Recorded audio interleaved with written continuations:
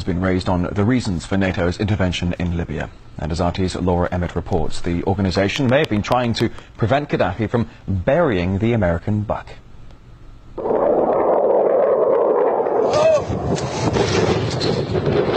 According to some, it's about protecting civilians.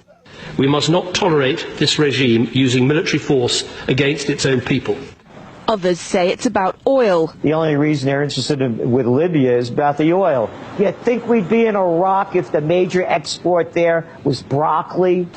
But some are convinced intervention in Libya is all about currency, specifically Gaddafi's plan to introduce the gold dinar, a single African currency made from gold, a true sharing of the wealth. It's one of these things that you have to plan almost in secret, because as soon as you say you're going to change over from the dollar to something else, you're going to be targeted. There were two conferences on this, one in '96 and another one in the year 2000, called the World Mataba Conference, organised by Gaddafi. And everybody was interested, and I think most countries in Africa were keen.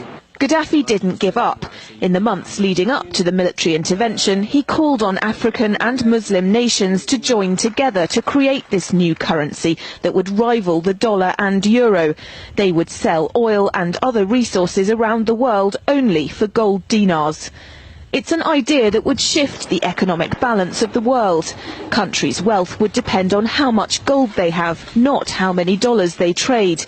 And Libya has 144 tons of gold.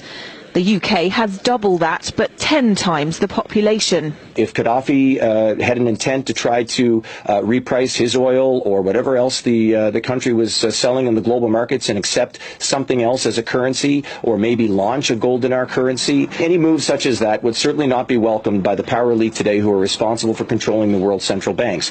So yes, that would certainly be something that would cause his immediate dismissal and the need for other reasons to be brought forth for removing him from power. It's happened before. In 2000, Saddam Hussein announced Iraqi oil would be traded in euros, not dollars. Sanctions and an invasion followed. Some say because the Americans were desperate to prevent OPEC from transferring oil trading in all its member countries to the euro. The UK's gold is kept here in a secure vault somewhere in the depths of the Bank of England. As in most developed countries, there's not enough to go around. But that's not the case in places like Libya and many of the Gulf states. A gold dinar would have given oil-rich African and Middle Eastern countries the power to turn around to their energy-hungry customers and say, sorry, the price has gone up and we want gold. Some say the US and its NATO allies literally couldn't afford to let that happen.